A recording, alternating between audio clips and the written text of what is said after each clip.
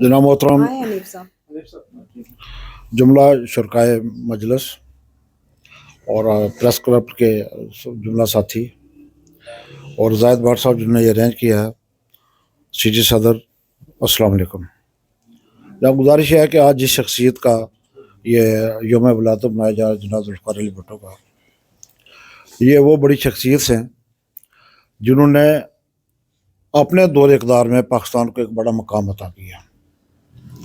और आज पाकिस्तान में जो हमारी पजीराई और जो कदर मंज़िल है वो उन इक़दामात की वजह से है जो भुट्टो साहब ने उठाए, जो नज़रिया उन्होंने दिया और गरीब लोगों को बात करने का मौका दिया और मज़दूर किसान उनको बात करने का मौका दिया।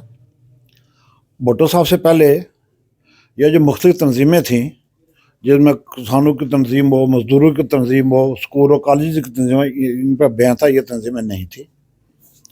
और भुट्टो साहब ने आके इन तंजीमी मामलात का इजरा किया और लोगों को बोलने का मौका अता किया। भुट्टो साहब की शख्सियत और उनके कारनामे में अगर बात की जाए तो ये वक्त ही इतना नहीं है, लेकिन मैं एक गुजारिश कर दूँ कि मैं कई मामलात में बड़ा विटनेस था। और ये जो पहली इस्लामी सरबराही कॉन्फ्रेंस हुई तो मैं लाहौर में तालिब इल्म था, मैंने उस दिन भी गुजारिश की थी। तो वहाँ उसके बाद एक जलसा हुआ जिस कॉन्फ्रेंस ख़त्म होने के बाद, जिसमें कर्नल कज़ाफ़ी साहब और भुट्टो साहब थे और कज़ाफ़ी स्टेडियम उसी दिन उसका नाम रखा गया। तो वो दोनों साहबान शख्सियत खड़े होके, तो कर्नल कज़ाफ़ी साहब उन्होंने कहा ये मेरे भाई हैं। तो उस वक्त ये जलसे का इस तरह अरेंजमेंट नहीं होता था, कुर्सियाँ और ये वो सिंपल लोग मीटिंग में आके बैठते थे, उधर भी आके बैठ के हज़ारों लाखों का मजमा था। उसके बाद कर्नल कज़ाफ़ी ने आपके एटम प्रोग्राम के लिए $60 मिलियन कैश लीबिया से भेजा, नॉट थ्रू बैंक ट्रांजेक्शन, ये कैश भेजा।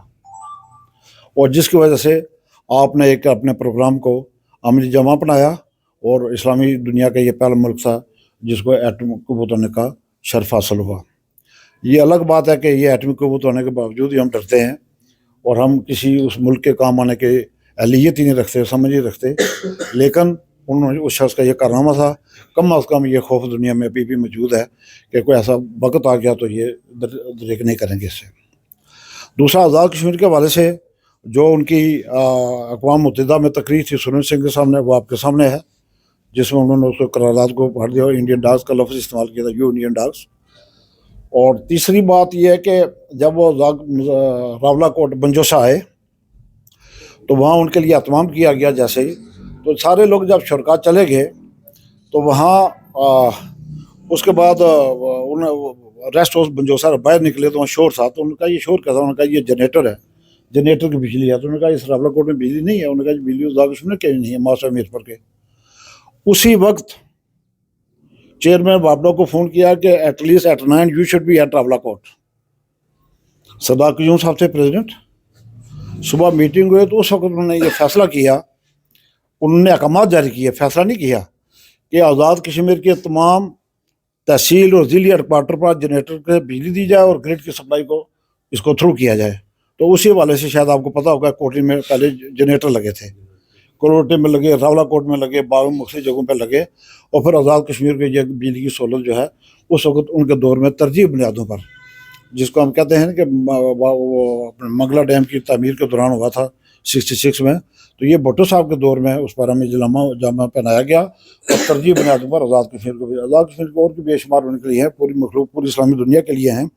तो भुट्टो साहब की शख्सियत पर बहुत बड़ी बात की जा सकती है, इनके किसी एक पॉइंट पर, एक टॉपिक पर बात की जा सकती है।